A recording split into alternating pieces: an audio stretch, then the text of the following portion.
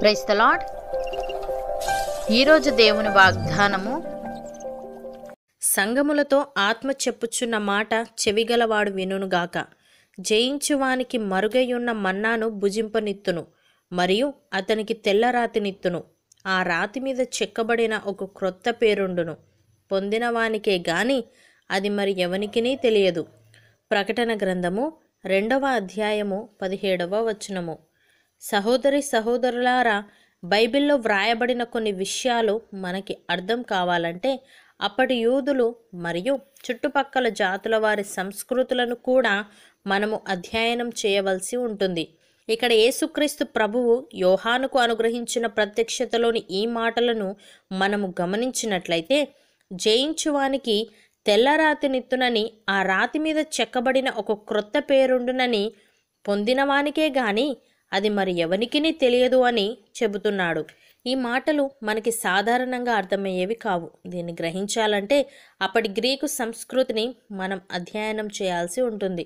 Greek సంస్కృతిలో వివిధ సందర్భాలలో తెల్లరాయి, నల్లరాయిల ప్రస్తావన మనకి కనిపిస్తుంది.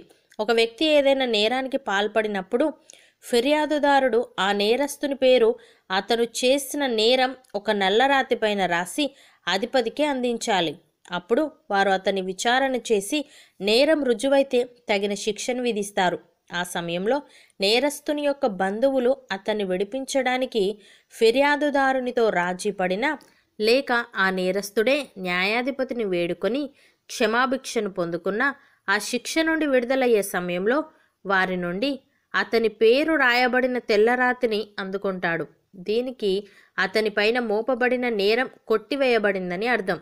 అదేవిధంగా ఈ లోకంలో జయించేవాడు గత కాలంలో చేసిన తన పాపాలకు రావలసిన శిక్ష నుండి విడిపించబడతాడని, పరలోకముల దూతల ముందు విజేతగా భావించబడి అక్కడ హక్కుదారునిగా జీవిస్తాడని తెలియజేసేందుకే యేసుక్రీస్తు తెల్లరాతిపై అతని పేరు వ్రాసి ఇవ్వబడుతుందని అలంకారప్రాయంగా చెబుతున్నాడు.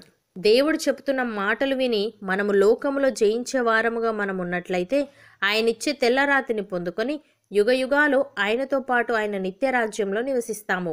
భక్తుడు ఈ విధంగా అంటున్నాడు, మీరు క్రీస్తుతో కూడా లేపబడిన వారైతే పైనున్న వాటినే వెతుకుడి.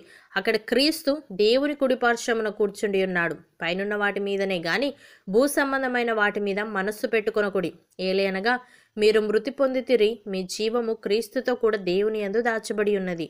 మనకు జీవమై ఉన్న క్రీస్తు ప్రత్యక్షమైనప్పుడు మీరు ఆయనతో కూడా మహిమయందు ప్రత్యక్షపరచబడుదురు అని.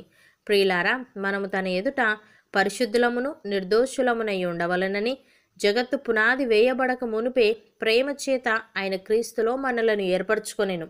దేవుని కృపా మహదైశ్వర్యమును బట్టి ఆ ప్రియుని యందు ఆయన రక్తము వలన మనకు విమోచనము, అనగా మన అపరాధములకు క్షమాపణ మనకు కలిగి ఉన్నది.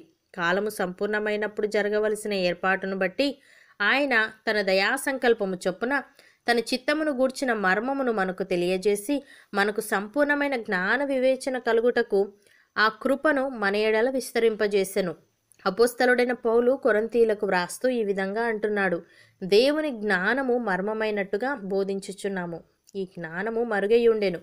జగదుత్పత్తికి ముందుగానే దీనిని దేవుడు మన మహిమ నిమిత్తము నియమించెను. అది లోకాధికారులలో ఎవనికినీ తెలియదు.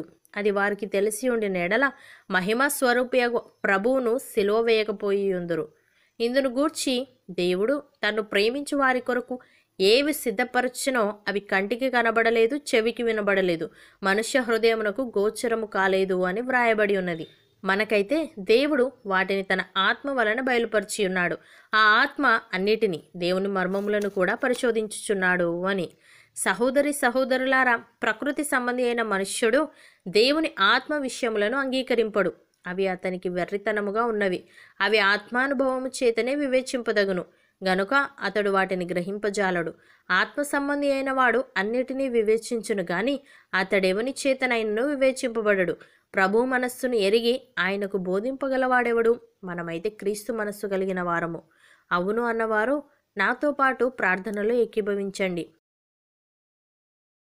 పరిశుద్ధుడా, ప్రేమగల తండ్రి, నీవు మాకిచ్చిన ఆత్మ సంబంధమైన ప్రతి ఒక్క ఆశీర్వాదాన్ని బట్టి నీకు స్తోత్రములు.